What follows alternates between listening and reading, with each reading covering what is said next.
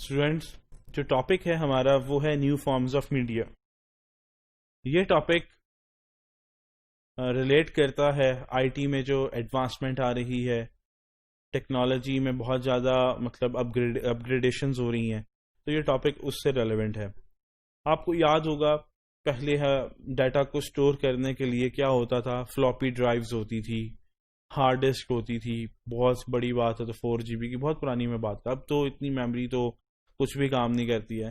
تو اب ہمارے پاس ڈیٹا سٹور کرنے کے لیے بہت ساری ڈیوائسز آ گئی ہیں، جیسے کہ فلیش ڈرائیوز ہیں، تھم ڈرائیوز ہیں، جمپ ڈرائیوز ہیں، آپٹیکل سٹوریج میڈیا ہے، انٹرنیٹ اینڈ انٹرانیٹ سٹوریج ہیں، سیل فونز ہیں. تو یہ بہت بڑی فیسلٹی ہے، لیکن فیسلٹی کے ساتھ ساتھ آن دا ادر ہینڈ یہ ایک بہت بڑا نقصان بھی ہے. سب سے پہلے ڈسکس کر لیتے ہیں ہم فیسلٹی کیوں ہے. ٹھیک ہے، یوزرز جو ہیں وہ زیادہ سے زیادہ ڈیٹا سٹور کر سکتے ہیں، بہت سارا ڈیٹا کم وقت میں سیو کر لیتے ہیں، سٹور کر لیتے ہیں. بہت کم وقت میں کہیں نہ کہیں کسی بھی دنیا کے کارنر پہ کہیں بھی آپ یہ ڈیٹا ٹرانسفر کر سکتے ہیں. تو یہ ایک بہت بڑی فیسلٹی ہے ڈیٹا سٹوریج کے حوالے سے. چلیں یہ تو فائدہ سمجھ آتا ہے، لیکن آن دا ادر ہینڈ یہ کرمنلز کے لیے ہمارے لیے ایک بہت بڑی پرابلم ہے، کیونکہ کرمنلز بھی اس سے فائدہ اٹھا لیتے ہیں.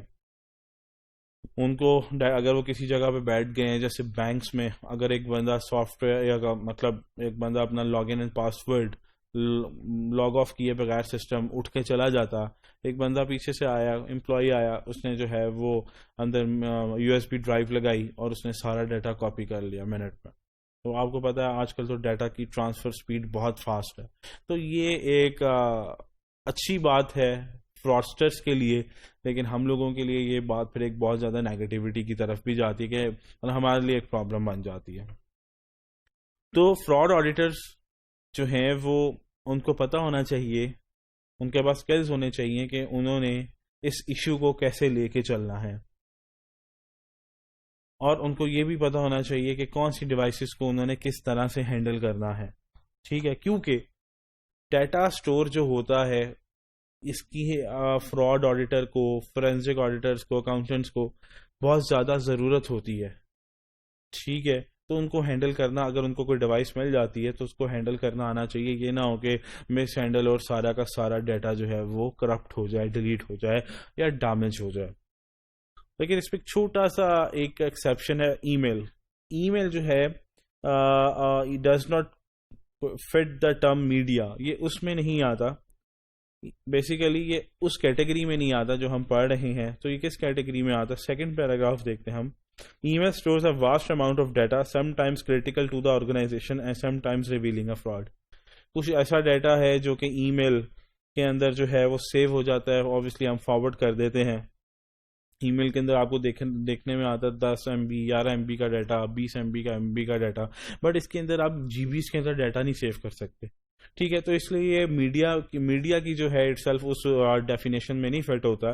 لیکن اگر آپ ای میل کے تھرو بہت کریٹیکل ڈیٹا فارورڈ بھی کر سکتے ہیں، اور سم ٹائمز ای میل کے تھرو آپ کو فراڈ بھی ریویل ہو جاتا ہے کہ یہ فراڈ ایسے ہوا تھا. تو ای میل جو ہے وہ اٹ سیلف ایک میڈیا کی ڈیفینیشن میں فٹ نہیں بیٹھتا.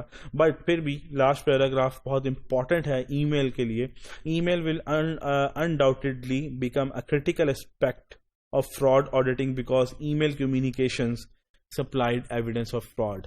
اب ای میل کے اندر ڈیٹا ہو یا نہ ہو، اٹیچمنٹس ہوں یا نہ ہو، لیکن اس ای میل کے اندر جو ویسے آپ کمیونیکیشن کر رہے ہیں، اب دیکھیں وہ اسٹوریج تو نہیں ہے، وہ تو ای میل کمیونیکیشن وے بھی ہے آپ کا. آپ اس میں ضروری نہیں ہے کہ ہر باری آپ اٹیچ کریں، فائل کریں گے بھی تو 4 MB 6 MB 20 MB، اس سے زیادہ کیا ہو سکتی ہے.